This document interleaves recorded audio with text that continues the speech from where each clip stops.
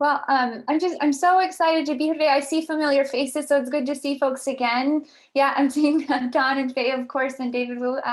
It's so fantastic to share some of this work with you all, and I hope this is a conversation. So stop me at any time, obviously, so that we can engage more in a particular part that you might be interested in.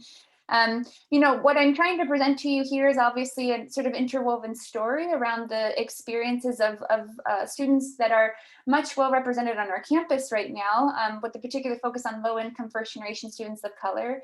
And so I'm presenting several studies that are drawing from very different kinds of methodologies to highlight those voices, but I'm also integrating some of the actual voices of students so that you can just hear a little bit more about what they're experiencing right now on campus. So I'm hoping to personalize some of the data a bit more for you as you're learning more about their experiences. So I'm going to share my slides now just so that you can follow me. And again, I have my chat box open, so if folks have questions, please feel free either to just interrupt me or you can put it in the chat, whatever feels easier for you. I'm happy to monitor both, as I've had much practice doing that and teaching large courses now.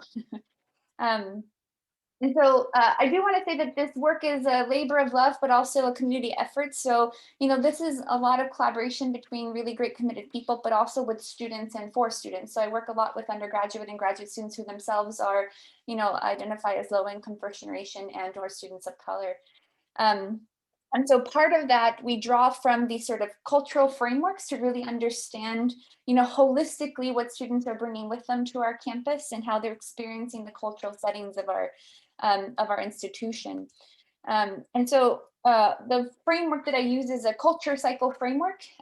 What it allows us to do is understand how larger cultural ideas about what it means to be a good student, who we define as a good student, what is the purpose of an education, how those kind of shared ideas influence the policies and practices then are sort of enacted and implemented in a place like UC Santa Cruz or across different kinds of institutions in our nation.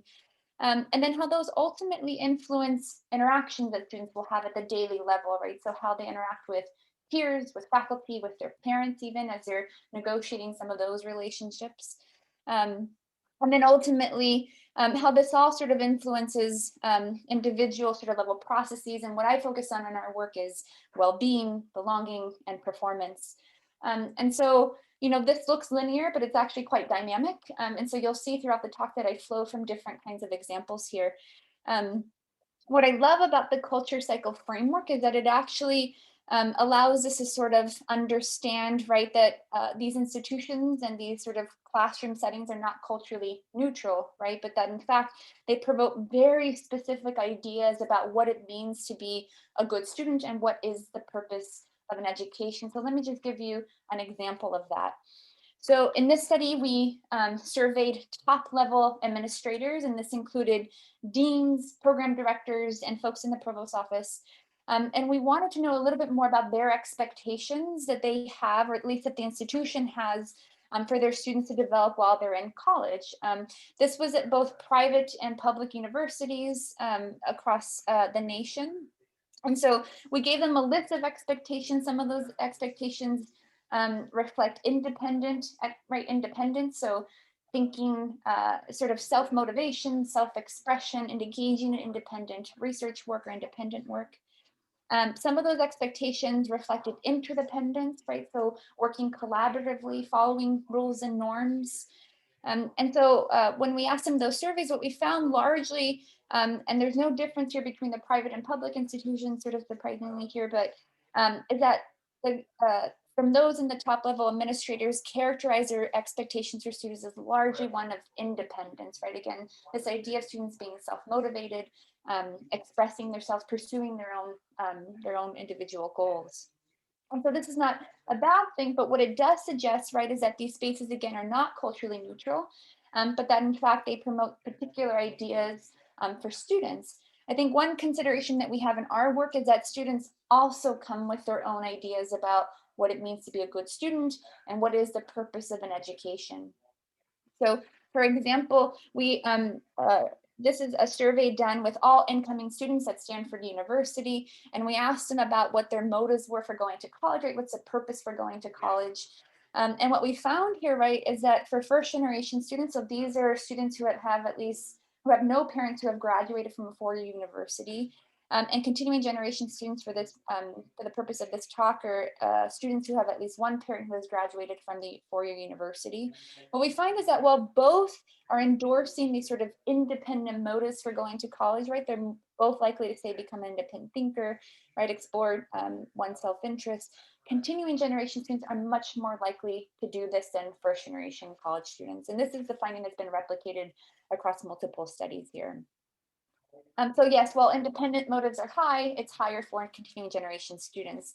But I think what we found here, and interestingly, right, is that for first generation students, they're also endorsing this other way of understanding the purpose of going to college that relies or reflects mostly on interdependence, right? So bringing honor to one's family, being a role model for community, giving back to one's community. And I just want to show you an illustration of this, right? So this was during a case study that we ran of a 2-hour conversation that I'll talk about later. And this is Latina Christian, a student from working class background. And she says, it's hard. Los amo, los extraño. I love you and I miss you, but it's hard.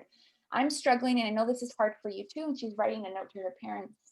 But I want you to understand that I didn't go away to hurt you or to waste my time and money. I'm working so we can have a better future, so you can stop working. So you can lay back on the couch and watch your novelas. Novelas are just really dramatic soap operas. Without your bones creaking and my heart aching. And todo lo que hago es por ustedes. Everything that I do is for you all.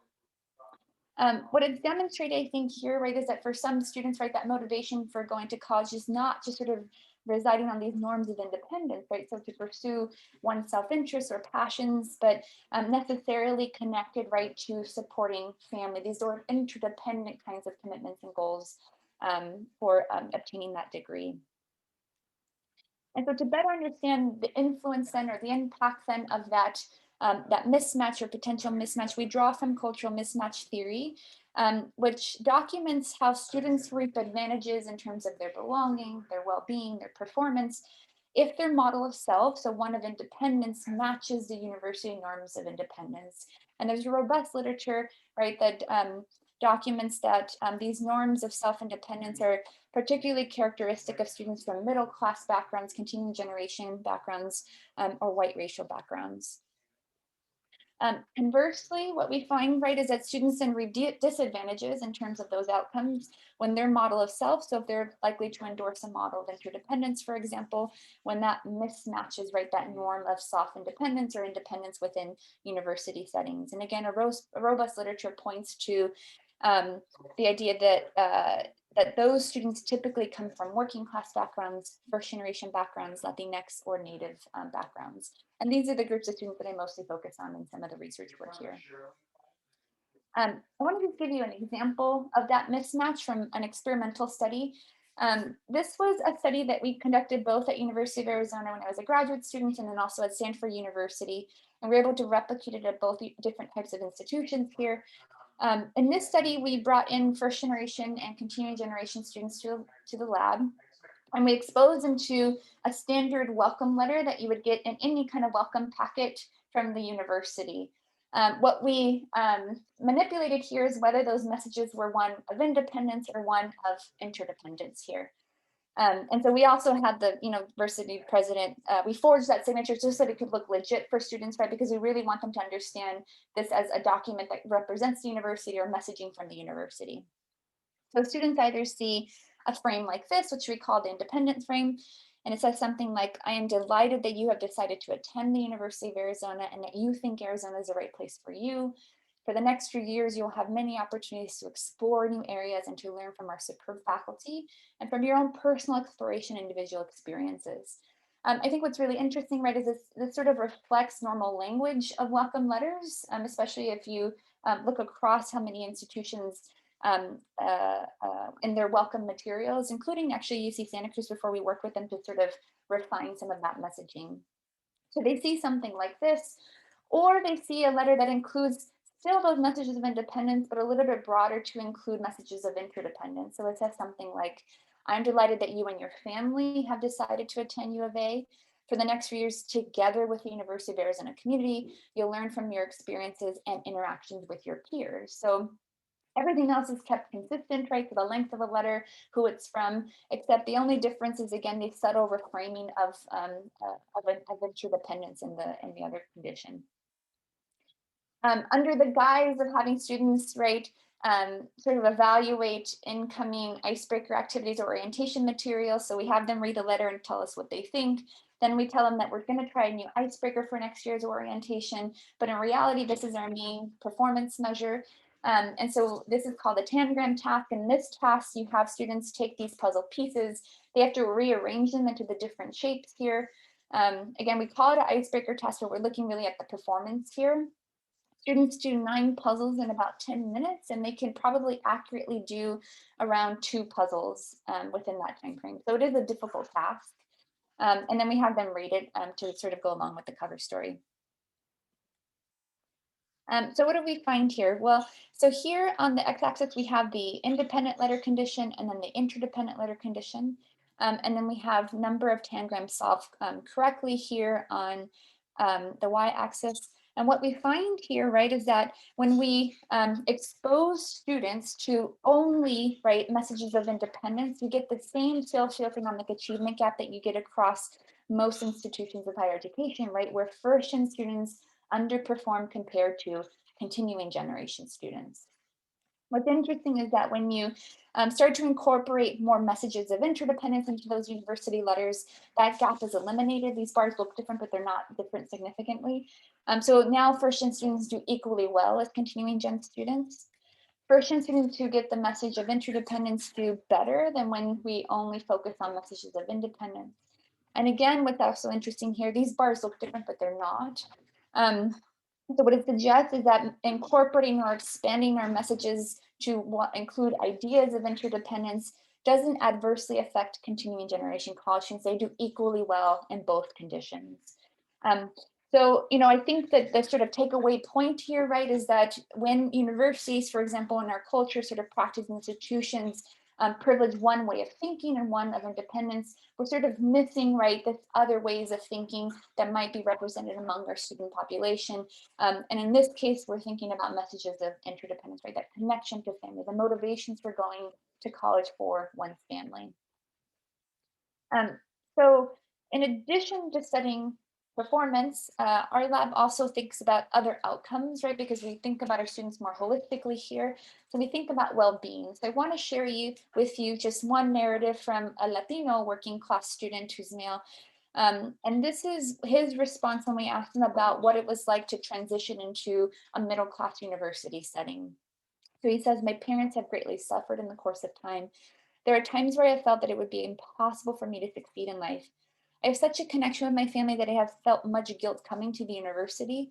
I feel that I have such a luxury with independence and they are suffering every day. These thoughts have made me consider dropping out of college and start working full time to aid my family. I think narrative this what it illustrates is that maybe for some students, especially from the working class background, right, when they sort of pursue this sort of independent goal of going to college and enter a new middle class domain, so that process of social upward mobility, all right, there's some consequences here, some psychological consequences that are exacerbated by their connection to one family, right, to one's family. This realization of having luxury of independence once at the university, and the simultaneous recognition, right, that family members back at home might be suffering, right, and that might be financially, right, emotionally, food and housing insecurity are some things that pop up for our students as well, right? So it's that sort of recognition of the sort of dual reality for students that is eliciting some psychological reaction. What we study in the lab is the experience of guilt, what we call family achievement guilt. And so guilt is a socio-emotional tension related to leaving family obligations behind to pursue college, right? And so it's really that experience of sort of encountering different cultural contexts, right? And navigating those things simultaneously. So in this study, what we did was conduct semi-structured, in-depth interviews with 34 low-income first-generation Latinx and Asian students at Santa Cruz. Actually, it was the first project I did as a faculty member at UC Santa Cruz. It was an incredible way to learn about our students and their sort of lived experience, and I can learn just more about who the population was on our campus. And I got so much, I think, out of those conversations a lot of deep connection with students. We engage in rigorous coding using grounded theory approaches here, and I can talk more about those kinds of analytic approaches if folks are interested in it. But what we constructed from those data were 4 themes related to guilt. So I won't go through all of them, but I will give you some examples. So, so for example, students talked about, the guilt that they experienced from recognizing privileges once they were at the university, and that was a realization that they had more educational, social, academic, or financial opportunities available to them at the university, right, than family members maybe did back at home. So this is one student who says, I'll be sitting with my friends in the meadows looking at the campus that we have. It's super green and everyone's really cool and just like friendly and everyone is super smart. And I think that's not how it is back home. It's like almost like a movie or some really cool resort where you get smart. I just feel like I shouldn't be here when my family is just not here. So often students actually remarked on just the campus, the physical campus itself, because it felt very removed and wealthy. Students actually talked about deer, like seeing them frolic, and how that was just a really different experience than some of their experiences in the inner city homes in which they were transitioning out of. And that was enough for some to elicit this experience of guilt, of recognizing a different kind of, privilege available to them. Students also talked about guilt related to financial distress. So it came about in 2 ways. So one was the guilt related to just how much it costs to go to the university and the burden that it put on family to take care of those costs. But then also guilt related to not being able to work as many hours and contribute to family financially in the same ways when they were able to work, but now having to focus on school. So this is one student who says, I was very scared because like my parents did have to pay some things like in the beginning of the year. There was this whole orientation cost, which was like $130, and like all the Greyhound bus tickets. I was just very, very regretful. I could have just stayed home and saved so much money, saved my parents so much money, and just taken on the debt myself. Um, what it does illustrate, and I'll talk a little bit more about some of the intervention work that we're doing around this kind of experience here, is that, those financial distressors are quite stressful for students, right? This is sort of the things that they're sort of carrying with them as they're trying to focus on studying on an exam is often, right, those are the thoughts that sort of keep them distracted in some ways, but there's a potential avenue here for implications for university and supporting students, right, like, maybe reducing costs of orientation or removing them altogether potentially. And so in some of the research work that we're thinking about here, right, is that there's some lingering questions still, right? So far what we've kind of documented, right, are the ways in which low-income students experience a cultural mismatch, but how that impacts performance and belonging. What I'm really interested in figuring out how that mismatch looks in the everyday kind of behavioral practices of students and how they experience it at the daily level. Um, it's also interesting, right, that a lot of the work is quite essentializing in some ways, right, where students might, it's sort of like characterizes low-income first-generation students as just solely being interdependent, right, in school solely being independent. But what we're really interested in is how do these students enact independence, right? What does it look like for them to enact independence? Is it similar to the norms of university independence, or does it look different from those norms? And then finally, it's how can we address these cultural mismatches so we can alleviate some of the burdens and consequences of that mismatch. Okay, so I'm going to give you an example of how we've been able to document some of the behaviors. Similarly here, we relied on in-depth semi-structured interviews, again, with low-income first-generation students of color. And in this case, we use actually both I think it was a study, again, a grounded theory analysis to understand some of these things. We were really interested in the daily ways that they were engaging with family members while trying to meet the demands of being students here. So in this study, what we documented or constructed were 6 different types of interdependent commitments that students were navigating, again, while being students. So I'll just give you a few examples. So one way that students described engaging interdependent commitments behaviorally was by translating financial and language materials for family. And this is supported by robust literature around the role of, of bilingual children as language brokers.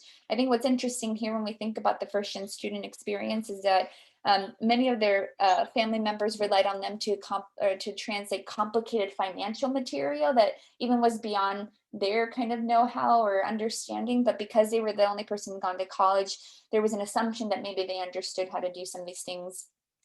So to give you an illustration, this is from Carla, who's a Latina first-gen student, and she says, I think honestly that I play a big role because since my parents don't speak English, I have to always be the one interpreting. Like usually I'm the one that goes into the computer and pay the bills or do like the phone calls and whatnot. And still while being over here, my dad still calls me and says, can you pay the car? So students, similar to Carla, remarked on this idea of having to kind of go in and out of school tasks. So studying for an exam and then getting a call from home, either just to connect with family or to be asked to do some of this sort of other family support, and the stress that created. Both felt like really big priorities, and times students had to pick which one to prioritize in that moment, especially when it impacted the financial well-being of their family members. Another example is engaging in sibling caretaking. So I mean just above and beyond babysitting, but heavy kind of sibling caretaking. Often this looked like making sure that your siblings were fed, that they went to school, and that their schoolwork was being completed. So this is from Natalie. And she says, my brother was constantly kind of rebelling against my mom. She didn't really have to have energy to deal with it. So I was kind of trying to, like, from long distance while being at college, trying to communicate with my brother, constantly to make him understand, kind of like mothering him when my mom was kind of like tired and like doing her own thing. Natalie was from a single parent home, so had to step in significantly to help support the structure and dynamic of the family. But students talked about playing other kinds of roles and this really deep connection of feeling like a second mom or mom to their siblings. I think what's remarkable here is that when students then, for those who went away to college, there was a sense of loss and concern about the well-being of their siblings, right? And so the need to sort of renegotiate those roles, I think, was important for students to be able to let go a little bit as they're trying to navigate again the sort of new life at the university. So I think, what it allowed us to do with that methodology is to take an in-depth look at the behavior students were engaging with in terms of interdependence, supporting and maintaining those close connections with family. The interviews also allowed us, though, to take sort of an in-depth look about the different ways that students were engaging in independence. And so to construct these themes, we looked to existing theory, and we drew from some ethnographic work with Audrey Kusero, who looked at actually families in Queens, New York, and Manhattan, New York. So very wealthy, kind of upper middle class families, and more sort of working poor sort of families living in poverty. And what she found and noted were these two kind of forms of independence, one that was sort of the softer version that was present in the families in Manhattan. And this was sort of the idea that children are treated as sort of delicate flowers, right? That their socialization should include helping them sort of grow and blossom and bloom. And to do that, it meant asking students a lot of questions, right? Making sure that they could express their preferences and opinions. In contrast to that, what she observed, right, in sort of her ethnographic work was that in Queens, it was a different kind of understanding about the world, right? That children were sort of taught to be tough, to make sure that they were able to rely on themselves because the world is uncertain, right? There's no safety net there. So taking risks meant that created a lot of risk for families as well. So they had to follow rules, right? So that it didn't compromise the well-being of the family. And so we took that same framework, she calls that hard independence. We took soft and hard independence, and we wanted to understand to what extent were these students experience a similar thing. And we found that, right, that it was the case that these low-income first-generation students of color were experiencing soft independence, right? So let me give you some examples of that. And this makes sense, right? So, they're engaging in US American context for schooling context for a good portion of their lives. So they're exposed to these sort of norms of independence right through that socialization process in schooling. So one thing students shared, right, is that in coming to college, they were able to gain a lot of freedom. So for students, that could mean choosing their own schedule, making their own choices, not having curfews and not living with under sort of strict guidelines, obviously, right? And that makes a lot of sense because that's a very common thing. But this is from Angela. She's a Latina first-gen student, and she says, I don't have my own room. I don't have my own room. I had to share with my sister. She's describing her experience back at home. So I didn't feel like I had privacy. And coming here to the dorms, it gave me that privacy. When I'm here, like I can go for walks. I can walk, I can go to the store, I can get the bus and feel safe, you know. So it feels very nice just to be able to go out and not be scared that someone's going to point a gun at you and tell you, hey, give me all your money. The demonstrator, I show this sort of example of gaining freedom because while most students actually talked about, right, sort of these norms of, right, being able to choose your schedule, make your own choices, there were some instances of students where when they're talking about gaining freedom, it was still tied to their working class background, right? So, you know, for someone like Angela, right, it is about gaining freedom, more privacy, but for her, it's also a sense of freedom, right? A sense of safety that's afforded in the university environment that wasn't necessarily afforded back at home. So these ideas of self-independence are still very much informed by their working class experiences. I want to give another example. This one was of student Frank, and I remember Frank so explicitly because he came into the interview with bright pink hair, and his nails were painted. And I love this idea because he talked to me a little bit about one of the benefits of going to college was that he was able to engage in these really self-expressive kinds of behaviors for the first time, right? He loved that he could sort of change his hair because then he was really trying to explore more of his identity. And so while he loved that, I think what it also shows is that when he talked about going back at home, he was actually met with some resistance from his family. Often his family, for example, accused him of acting white, of changing, right, of becoming different. And so what it also suggests is that students, as they're engaging in these norms of self-independence, I think they still have to be negotiated when students enter back into that working class home environment. And that was one consequence of thinking about these norms of self-independence. Students also remarked, as I mentioned before, right, on engaging in different forms of hard independence. So I'll just give you an example. Again, this is more characteristic of working class homes, as I mentioned in that in the Queens neighborhood of Audrey Kustrel's work. So for example, students talked about being tough for family, right? So this is Rose, and Rose says, to this day, my mom doesn't know that I struggled in college. At least in my culture, you're taught to be a strong woman. Students, this code here is actually really interesting because it's a form of independence and students are taught, right, to be tough, be strong. But again, it's still tied to interdependent connections, right? So the reason that they're not sharing or students didn't share struggles at home is because they didn't want to put undue stress on family members if they're already experiencing some stress at home. So again, while it's a form of independence, it's still necessarily tied, right, to their connections with people at home.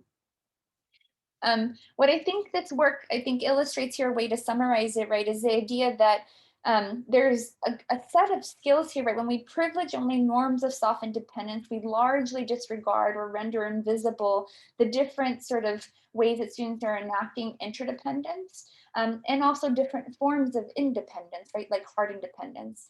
But when I think about student stories and some of these constructed codes, you know, there's an incredible set of cultural wealth and assets that students are bringing with them then to the university domain, right? The idea of being able to collaborate with others, right? Support one another, rely on oneself, although there could be some consequences that if students aren't asking for help, exactly, right, in the university domain.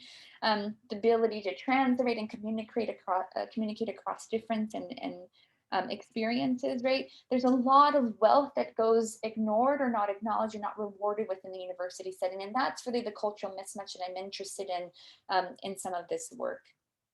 And so to address some of that, you know, I come back to the culture cycle framework because it allows us to understand what are ways that we can address those mismatches, shift, you know, the culture of our institutions to better reflect, right, the lived experiences of the students that I've been sort of sharing about here. And so a culture cycle approach allows for different access points or intervention points for that to happen, right? Because it allows us to ask questions like, what ideals and values do we have to embrace, right, to better reflect a diverse set of students? What are the practices, policies, and programs that we need to adopt? What interactions do key stakeholders like staff, faculty, right, administrators, need to foster with students. So ultimately the goal here, right, is to empower them to feel in that context, like, so they feel a sense of belonging, so they feel um, empowered to access resources there, right? The goal here is so that they don't feel like a guest in someone else's home, but that is sort of a second home to them. And in order to do that, I think there has to be a lot of cultural shifts, right, to better understand those lived experiences. There's a lot of new literature now sort of documenting the ways that we're doing this, right? So now, especially as we have emerging minority serving institutions, large numbers of Hispanic serving institutions across the nation. New frameworks are really talking about how we serve students. So servingness frameworks are around how we can build a culture, policies, and practices that not only include students and represent them, but actually help them enhance their identities, where they can actually learn more about their identities. And so a cultural framework also integrates some of that idea of servingness. What I want to do now is just give you a couple examples of what we've been doing in the lab and our collaborations with folks across the campus to address this exact question, to reduce some of this mismatch and facilitate a better, more culturally relevant institution. So, at the interactions level, our research group, and this is the students in my research lab a few years ago, we conducted a case study of a 2-hour conversation with low-income first-generation students of color after their first year of college. And so that case study or that research project, or that 2-hour conversation, was focused on the cultural transition. So what we did was that we, based on research and theory, we talked about the literature involved in the cultural transition to give students language about that experience. We had students share resources. We exposed them to different folks along, right, so that they could, in different positions, so that they could expand their network. So, they had same age and older peers there. They had graduate students. They could meet with me as faculty. And then they also did reflections to faculty and staff and family about how they can better be supported. But the whole point here was to build sort of a counter space, a space where they could feel a sense of belonging, where we could talk openly about what it meant to be a low-income first-generation student of color at Santa Cruz, and build community in that way. And we, in the case study, noted places where this worked really effectively, and places where we could improve some of that, especially given how incredibly complex and intersectional the experience of our students are. At the institutional level, I've worked with CSU Los Angeles, and now I'm working with UC Santa Cruz through the orientation office as a way to build videos that we can embed within orientation. As one example, we've published some of this work from CSU LA, but at UCSC in particular, we this past fall, we set out these sort of student videos to every incoming student that came to Santa Cruz. And the videos make very concrete what are the hidden rules of navigating the university. So for example, one video highlights the importance of faculty office hours, right? So what are faculty office hours? It's a place where you go, right, and engage with your faculty member, the one that you're teaching or engaging in research work with. What do you do during office hours? Why is it important to go? What can you talk about? So it's really making concrete what are those kind of elements of navigating the university without assuming that students already come with that knowledge. And so we're working with, right, our orientation office to test what kinds of videos are really effective for helping through that transition and helping students feel a sense of belonging.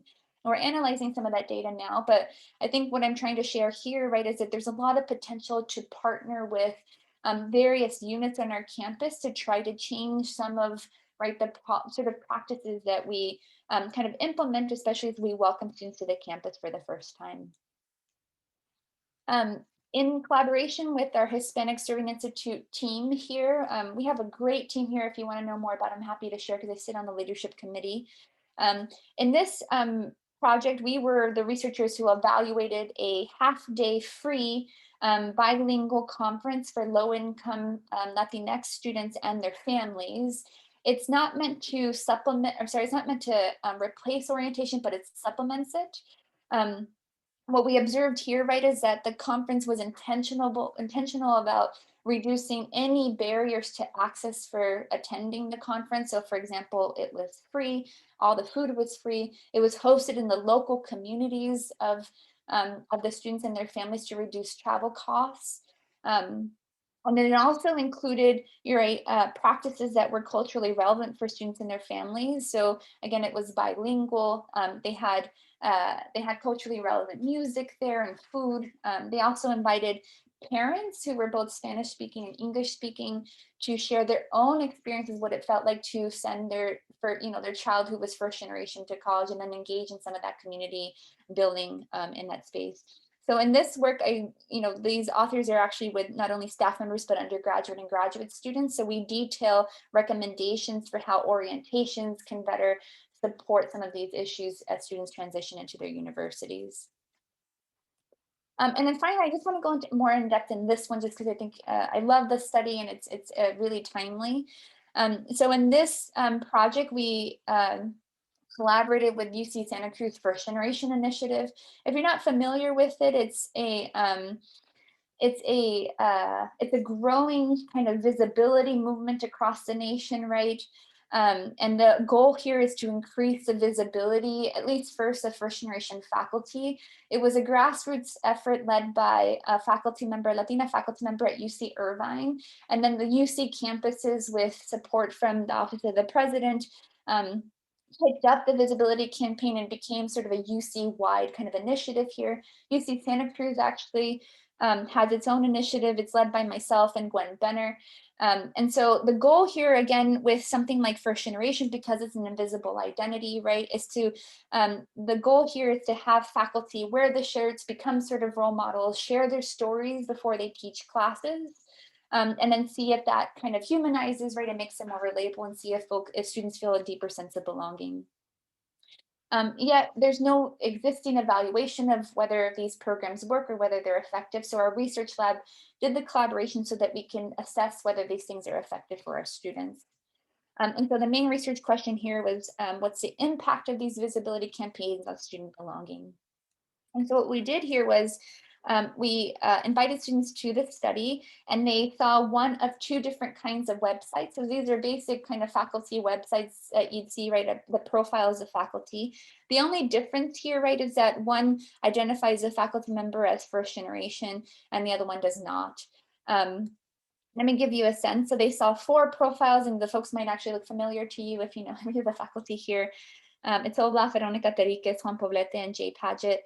What's interesting is these are all first-gen faculty, so we actually didn't have to lie about their stories, but we did in the continuing generations, because we made them all continuing generation. We tried to balance between gender and racial status here, but students see all the same faculty profiles, but they're led to believe that the faculty are first-gen or continuing generation.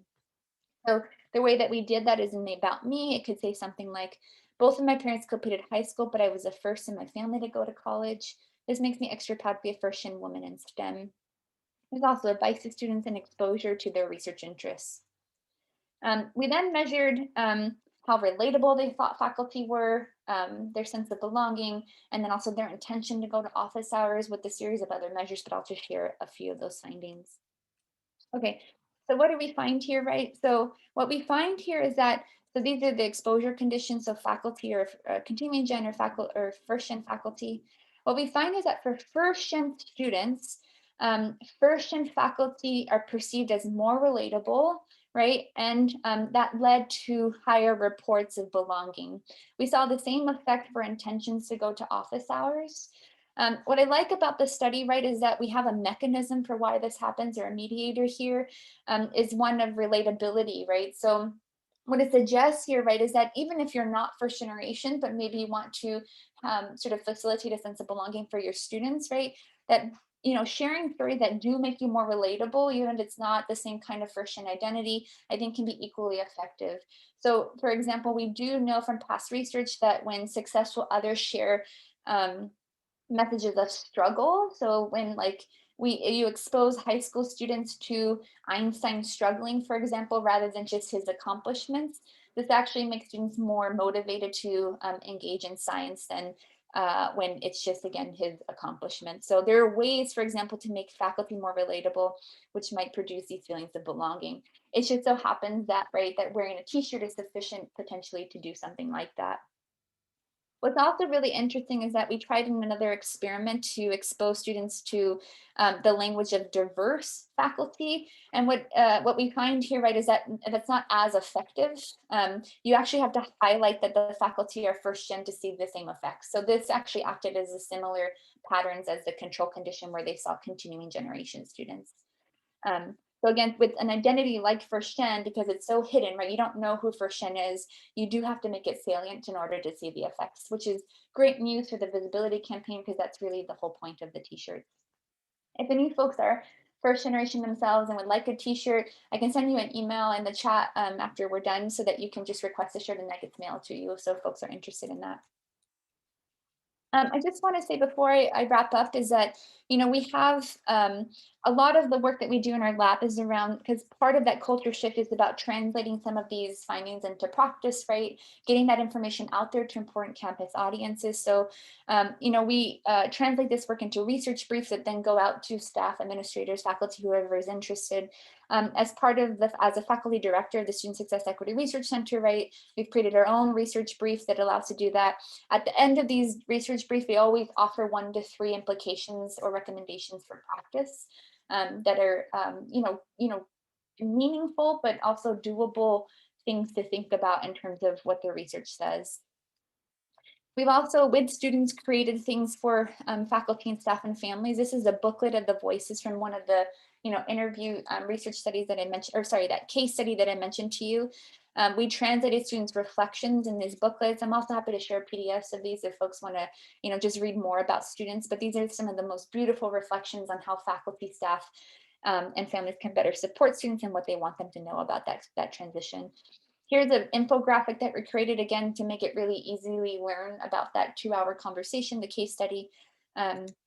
We also translate the work into a lot of workshops and training for campuses. So this was just a recent one we did for a teaching academy that includes all the new faculty at UC Santa Cruz to let them know more about research-informed practices for supporting our students.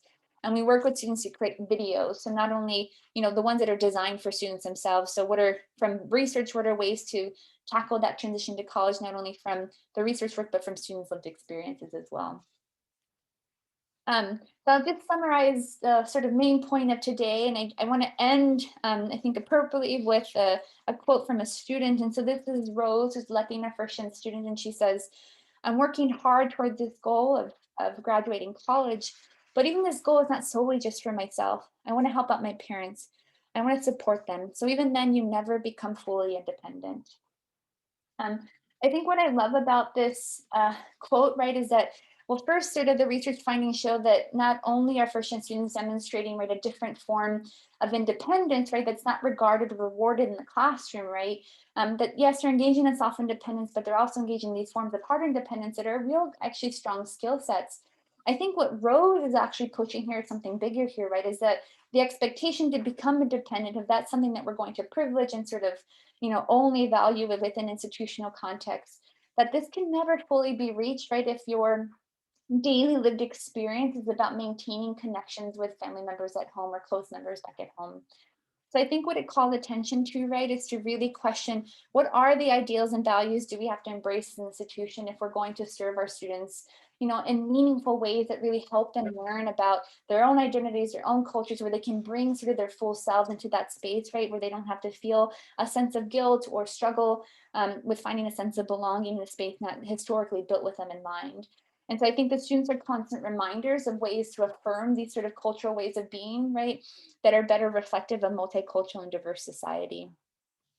And so with that, I just want to just thank, obviously, the CoLab. This is, for me, an incredible space where I continue to learn with my students and from my students, obviously the collaborators, all the participating students in schools, right? There's a lot of labor, I think, that goes into having students share their experiences, do our surveys, conduct some of the experiments. So I always just want to recognize some of that.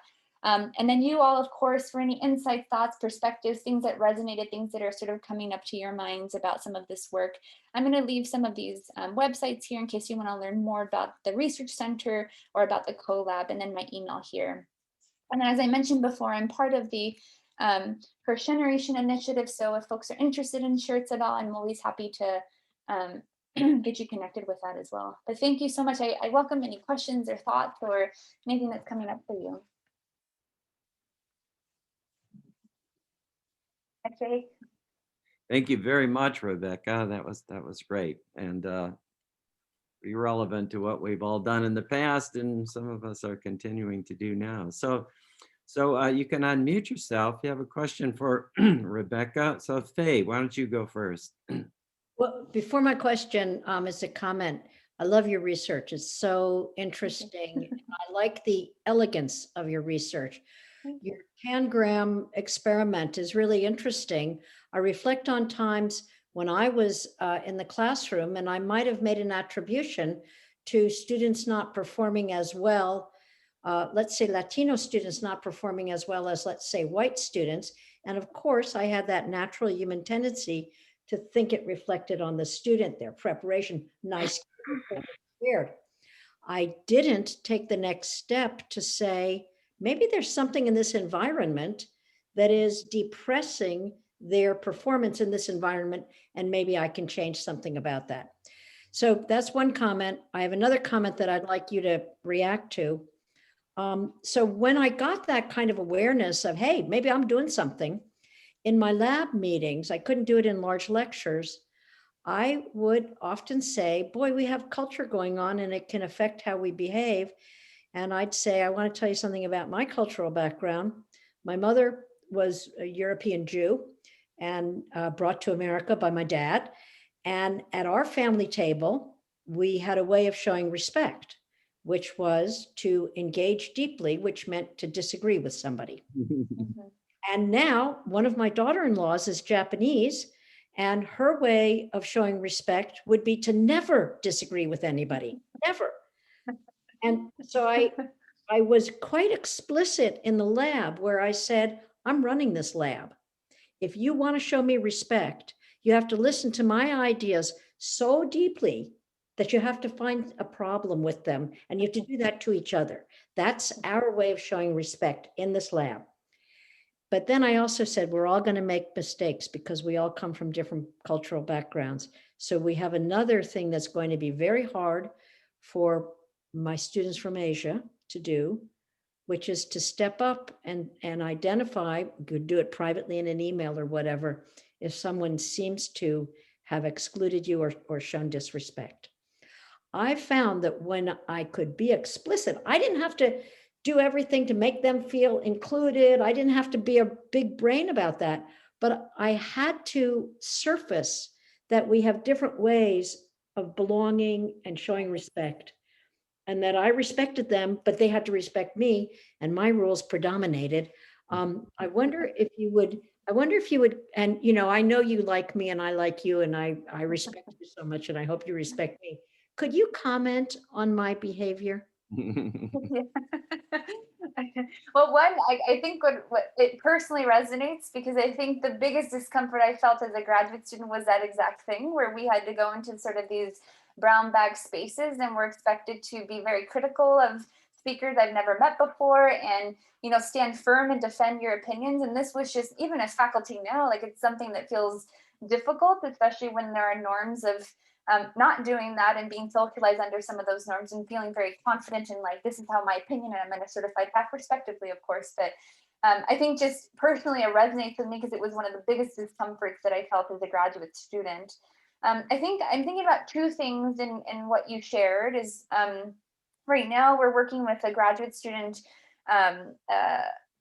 to interview, and we've done all the interviews, and these were with first generation graduate students themselves, and it was both white and students of color. But overwhelmingly what those interviews are telling us, right, is that they wish that there was more clarity on expectations about what it meant to be a good graduate student. And so I'm thinking about the hidden curriculum that exists for undergraduate students. It's the same kind of hidden curriculum, but it just has different facets, right, when you go into that graduate life or that graduate school culture. And so part of that research work is identifying the different hidden curriculums. And, students largely talked about how faculty didn't set out clear expectations about what was expected in those lab spaces, right? Because they made assumptions that all students already knew how to maybe engage in critical thinking, push back on ideas, right? Defend these things, which are largely ones of, I think, norms of independence, right? I mean, these are things, right? And that makes sense because the academy reflects one of independence, right? We're trying to create independent thinkers, independent scholars, right? Sort of independent researchers. And so I think one thing that was really good, right, is making those expectations really clear so that students know then what are the pathways to success. But I do think that when I think about like the norms and what can be privileged, right, especially when I think about my lab, I have all women of color. And I think about, notions of imposter syndrome, discomfort with, standing firm on an idea, not feeling very confident in their idea because, again, maybe haven't been expected to do this or socialized in the same way. Is that, there's still recognition about that, that these are cultural practices that I value as the lab member that prepare you for a career in the academy, but it's not the only model that we value, obviously, in this lab as well. There's work by Lisa Delpit, who wrote that book, Teaching Other Children, Other Parents, I forget the name of it. Essentially what she says, though, is that you can enact forms of independence or enact certain cultural kinds of norms, but you should still affirm the cultural norms of the students too, right? So then they can make a choice about which ones they want to enact, and you don't disregard the other ones. You don't say that this is not the way to do it. It's not a good way. You say that your way is really great. I want to affirm that, but I'm going to show you another set of norms because it's really important to navigate this culture. And I want you to know why it's important to navigate this culture. So you call out sort of the privileging of one way of being, why it's important. And then there's sort of this process of agency and empowerment among students to enact those norms. So it's an explicit conversation around the cultural privileging that actually helps students feel empowered to engage in it then. Because you could, potentially say that you're the new norms and those are better, right? And that feels very non-affirming.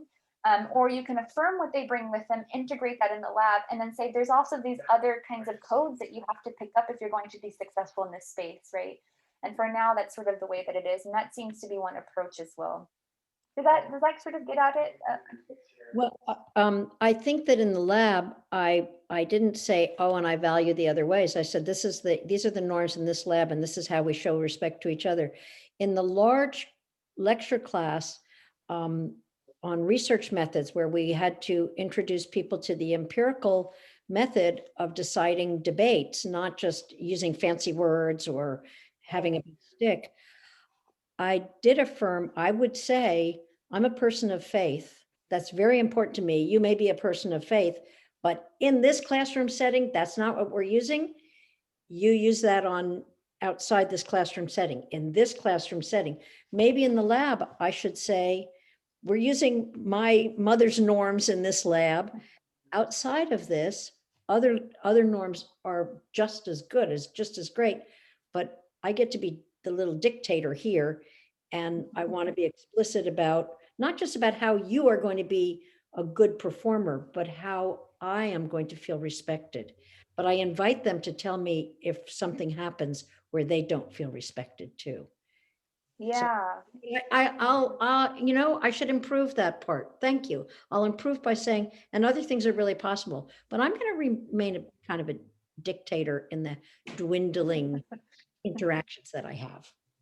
Hey, Jean, you got a question. And I'm interested if you've evaluated the value of first generation students nucleating among themselves for support or integrating into the more general student population. And I'm also both thinking of and lauding the programs where they do nucleate, like the ACE program and the Division of Sciences.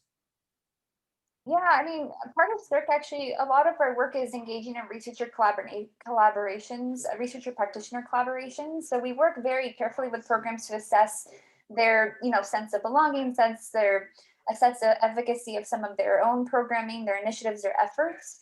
One study that comes to mind that looks at this is that there's a framework called counter spaces, and this is the extent to which students themselves come together, and they create a space in which they can affirm one another, where they can share their stories of marginalization, they can share strategies for coping with that marginalization, and build a sense of community and a sense of sort of pathway going forward. And we have found instances of this kind of organic way of students connecting and building community among themselves. That's generally around groups of racial and ethnic status. So first is more difficult because it's more hidden.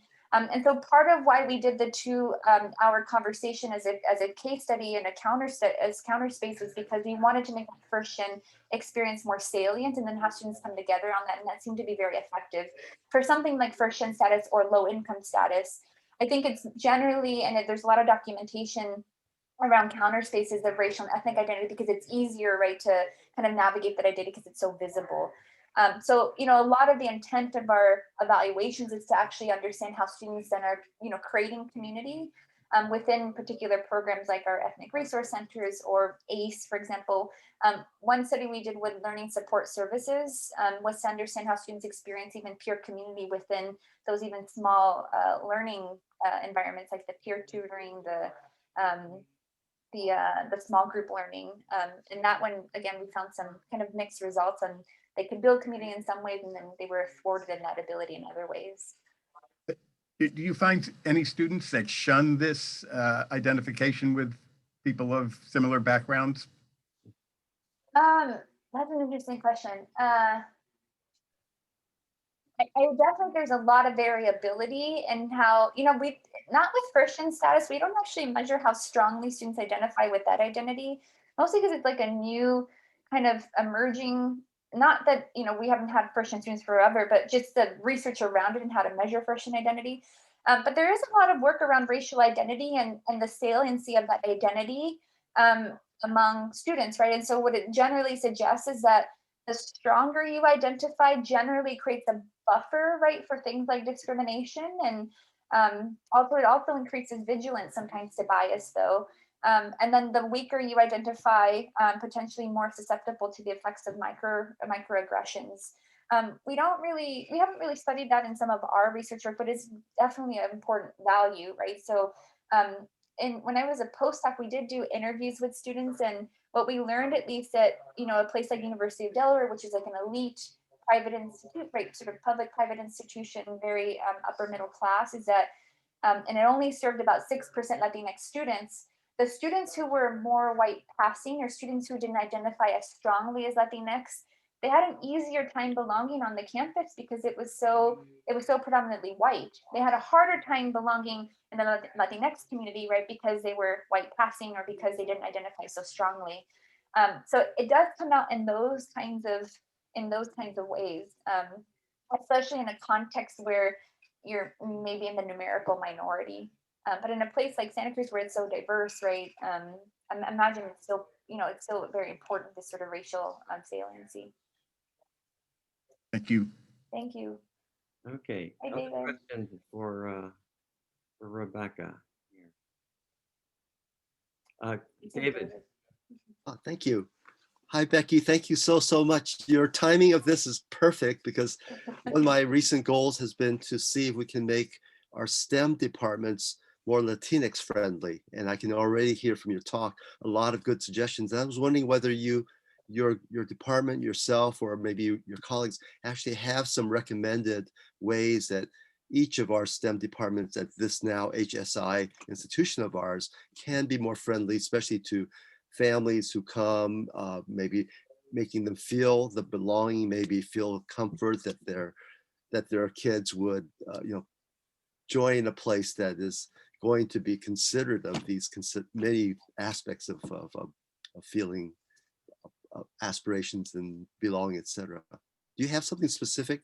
Right now, I have a list of my own that includes obviously have materials that are translated to Spanish. We can have highlight some of our Latinx colleagues and students and grad students, explicitly, and maybe now I've learned that first generation is important, so we should highlight, here are some of our first generation Latinx students, and that you can talk to if you have questions, things of that kind. But you actually have a written thing that I can go to and say, oh, this is what, my physics department should be doing. And I'm going to go to the chair and say, can you do this? And can you use up to $750 and use the ODI grant and do this? And then I'm hoping, of course, to put this into a broader context for our outreach to the local high school, Latinx dominated high school pool of students, because we're finding that UC Santa Cruz has not been very effective in bringing our local community students here. They prefer to go elsewhere, like Davis and others. And I don't know if it's because they have more Latinx friendly environment, or because we're too close to home and they don't want to be near their parents. They have to go home and rush to do their, the babysitting or, whatever. Right. Do you have some advice here for, a person who's in astronomy and knows nothing about this? But of course, Gina, I hope it's helping me. So thank you for her. I know that you're an expert too. I appreciate this question so much. It's something that has come up actually quite a lot in our HSI initiatives, because a lot of initiatives try to recruit family members as well. Right. And that same exact kind of issue where students were gravitating more at a place like Davis than they were at a place like Santa Cruz. And potentially because the culture of Santa Cruz didn't feel like it aligned necessarily with maybe the cultural values of students. But I can think of two concrete things. So. And it depends on who you're talking about. So if you're talking about making things more effective for students themselves, I think it's a different approach to making them effective for families as well. So I'll start with, so I can start with, and I can send you some of the research work around this, but for families, for example, what we learned in that conference, when we did it the first year, we got mostly white families, continuing generation families, because the recruitment strategy needed to be refined. So it needed to have equity analysis, more disaggregated by data. We also realized that the recruitment efforts, we sent out emails, for example, but the next go round, we actually ended up sending out text messages and videos of parents, and that seemed to improve a lot of response because students weren't checking email, and that makes sense. Text messaging was very effective, actually. What's actually really interesting too is they have some research work that text messaging about financial aid and completing financial aid, like FAFSA, that seems to be effective for low-income families, at least in a large sort of national sample. But so it was at first just recruiting, right, to get more people in that program, in that conference. There had to be more intentionality. And then the second thing was making sure that everything was, as best as possible, free. The cost of college, the cost of programs was the biggest kind of concern for families and students, particularly parents, when we surveyed them both in English and Spanish. And then the third part was the bilingual nature of everything. And that was incredibly welcoming. Parents were really excited to talk to other parents who spoke Spanish, facilitators who spoke Spanish. We had a welcome that was in English and in Spanish, and that was noted, at least in the surveys from parents, that was incredibly inclusive and welcoming and a sense of belonging. There's also, in other research work, there's things like parent academies. There's parent facilitators who go into the homes of other parents, right, as recruitment or recruiters. That's a terrible word for it, but it's more as like connectors, and they help people understand how to navigate college, for example. There's some good, evidence for that. The strategy that I was thinking for students, though, there's some really great work in STEM that shows when you frame a particular task as being one that helps one community or helps one family, that's really effective. So for example, in one study, they exposed students to a textbook chapter that was, I think, based in biology. And what they manipulated was whatever the biology example was it was framed as like just a standard text versus like this information can help improve community or help improve society. So the utility value of that information, and that was enough to increase motivation in science and persistence on a task. But there's other research work that's very similar to that. It's about It's about for students affirming the importance of those events and the utility of those events, and connecting both of those with sort of these more interdependent goals for particularly low income Latinx first-gen students. So there's some really great robust work around those kinds of framings of tasks. That's more concrete if that's what you're thinking of. Well, no, I was actually very specific. I said I wanted each of our departments in STEM change the environment when the students and parents come to visit. For example, in astronomy, we have now our videos in Spanish. They alternate between Spanish and English. We have our captions are in Spanish. We now have brochures that include Spanish. And so I'm thinking that if each of our STEM departments, by the way, I'm on STEM, so I'm promoting the STEM aspect because I thought that the social sciences, they know about all this, but I thought our STEM departments could may change their environment. So I was wondering whether you say, oh yes, I have 3 pages and here are a list of 10 suggestions that each department in STEM can do. Then, oh, thank you. Most is just I'll citations contact you of later. yeah. That'd be Thank good. you. Yeah. Anyway, enjoyed your talk so much. It's very helpful. Thank you. I might mention, David, that you should talk to Barry because he has many years of experience in this, and he's probably one of the real campus experts in this area for STEM. Good, perfect. So, the dean was one person I was going to go talk to about, encouraging our STEM departments to convert the material so that it's more Latinx friendly given our HSI background. So thanks very much for suggesting that. Yes. Talking to Barry. The other person might Barry. be Erica.